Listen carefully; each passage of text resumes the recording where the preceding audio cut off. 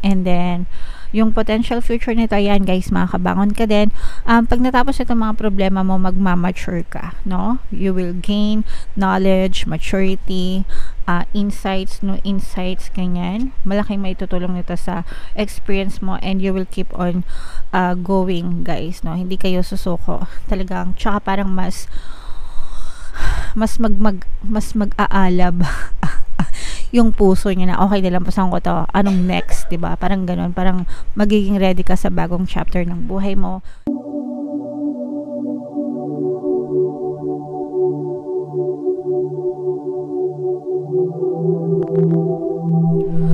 Hello guys, hello Pisces, welcome back to Pinoy Pixie Tarot. Ang pamagat ng episode natin for tonight is story mo ba to? Ito isang timeless reading para sa Pisces, Sun, Moon, Rising Sign, and Venus. Sa reading na to mga kapiksi, titingnan natin where you are right now, mga potential and challenges nyo, what you need to focus on, yung past, present, and future energy nyo mga kapiksi, mga suggested approach, and yung potential future ng inyong sitwasyon. So, shuffle ko yung cards guys, hanapin ko yung energy ng Pisces. Ito guys, so Pisces, kayo ay represent ng King of Cups sa ating spread. Ito yung combination guys ng positive and negative energy. General reading lang, pwede mag-resonate, pwedeng hindi. Comment down below guys if naka-resonate kayo sa mga messages. So where you are right now, Pisces, may mga problema pinagdadaanan kayo ngayon, no? So habang binabasa natin yung reading, titingnan natin kung ito yung mga blessing in disguise or kung talagang mabigat na problema lang yung inyong pinagdadaanan right now. Pero for some of you guys, maaaring meron kayong mga pagsubok, challenges, mga unfavorable na circumstances na kinakaharap sa panahon na ito mga kapiksi.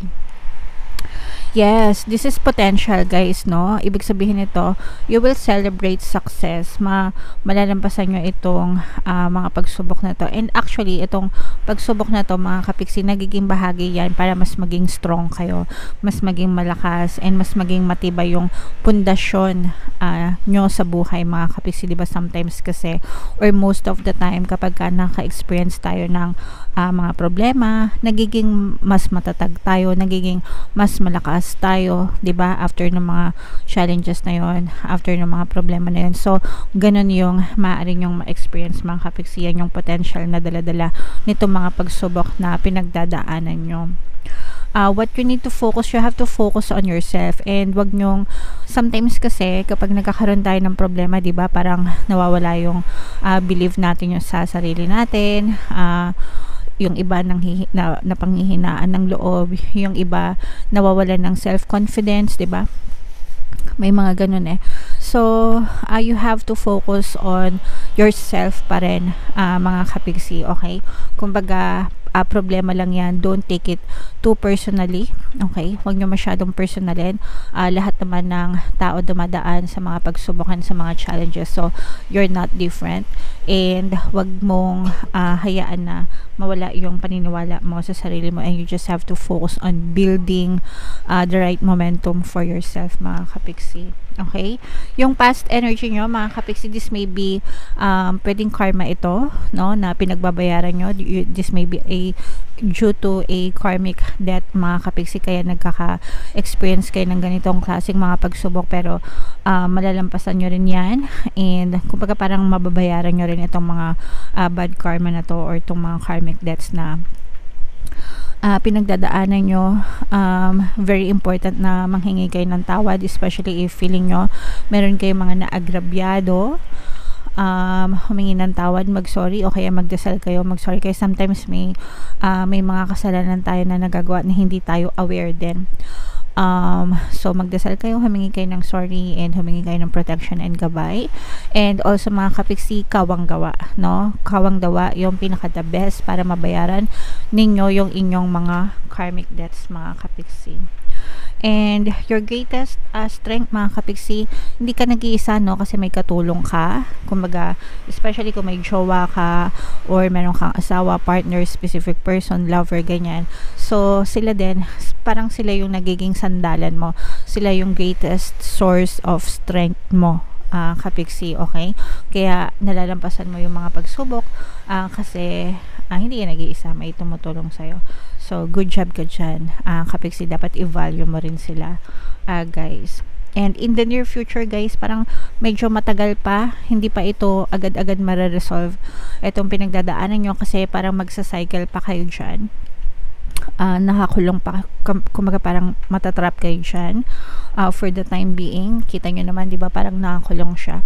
So, parang matatrap kayo dyan sa cycle na yan, mga kapisi. Pero pwede naman kayo makawala dyan kapag hindi nyo masyadong pinagbuhusan ng energy at attention yung mga problema.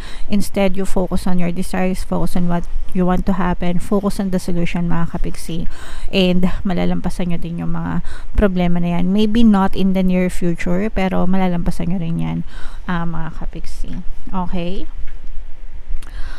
Suggested approach, guys, you have to be focused. Kaya nga sabi ko, diba, instead na bigyan nyo ng energy yung mga problema, you have to be focused on your desires, mga kapiksi. Mag-focus kayo dun sa mga solusyon, mag-focus kayo dun sa mga desires nyo, sa mga magagandang bagay, para malampasan nyo yung mga problema na pinagdadaanan nyo. So, you have to stay focused, mga kapiksi. And you will definitely hit your mark. What you need to know, guys, no, ito, mga kapiksi, parang dadating sa'yo yung tamang solusyon. Si universe yung magkakalob sa'yo ng solusyon na kailangan mo, and mababalik din sa tamang balanse yung iyong pamumuhay, mga kapiksi. Kumbaga, matatapos ito and all is going to be well para sa'yo. Makaka-recover ka, makakabangon ka. Syempre, hindi naman lahat ng namomroblema is forever na namomroblema.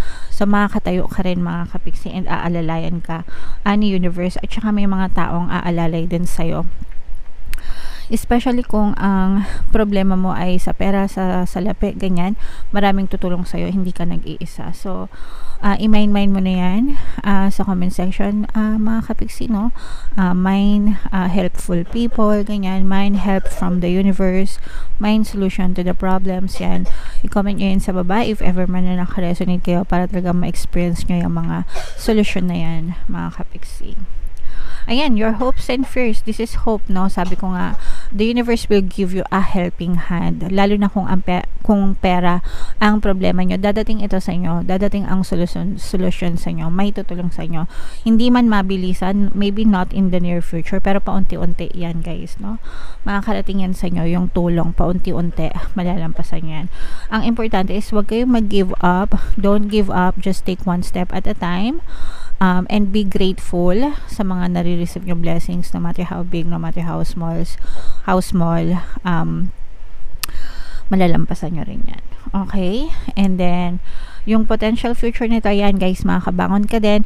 Pag natapos itong mga problema mo, magmamature ka, no? You will gain knowledge, maturity, insights, no insights, ganyan. Malaking may tutulong nito sa experience mo, and you will keep on going, guys, no? Hindi kayo susuko. Talagang, tsaka parang mas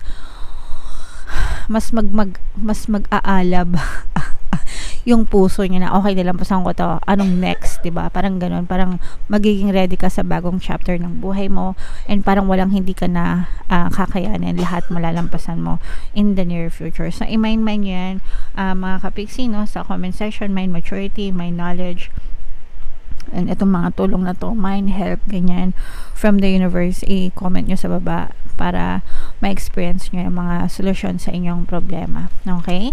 So, comment down below, Pisces, if feeling nyo naka-resonate kayo, kung story nyo ba yan, guys. Buno tayo ng additional mensahe galing sa inyong mga gabay. Habang sinashuffle ko ito, panoorin nyo muna yung video natin regarding sa ating paano mag-manifest ng abundance video course.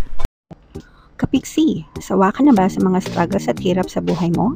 Masipag ka ba at masikap sa buhay ngunit hindi ka pa rin umaasenso? Ilang beses ka na bang nag-attempt magnegosyo at mag-invest pero palagi ka pa rin nalulugi? Sa pagkakataon na ito ay maaaring may subconscious beliefs ka na nagiging balakid sa iyong pag-unlad at pagyaman. Introducing, paano mag-manifest ng abundance video course. Dito ay matututunan mong ma-overcome ang mga balakid mo para tuluyan ka ng umunlad, umasenso, sumagana, maging matagumpay, successful at maswerte sa iyong kabuhayan, pera, trabaho, negosyo, salapi at kaperahan ng bonggang-bongga. Dali, Mag-send na ng email sa pinoypixietaro@gmail.com at simulan na ang iyong pagyaman ngayon. Alright, so sabay-sabay tayo magpayaman ngayon 2024 mga kapiksi. Mag-avail na kayo ng course guys kasi sobrang ganda talaga niyan. And good news mga kapiksi, ngayong January until January 31 no, magbibigay ako ng 1 free pampaswerte subliminal sa lahat na mag-avail ng course. Kaya mag-avail na kayo mga kapiksi. And meron din tayong email coaching, manifest your desires using the law of attraction. If meron kayong mga specific na gusto nyong i-manifest, pwedeng love and relationship, pwedeng money or career mga kapiksi, pwede kayo magpabook ng email coaching session with me. Mag-send lang kayo guys ng email sa pinoypixietaro@gmail.com. Guys, pasensya na kayo sa mga konting ingay sa background. So, eto guys, no, ito yung mga additional na message sa inyo. Ito yung sinasabi ko sa inyo kanina na huwag kayong mag-alala because palagi kayong ginagabayan and pinoprotektahan mga kapiksi, basta matutulong kayong magdasal guys.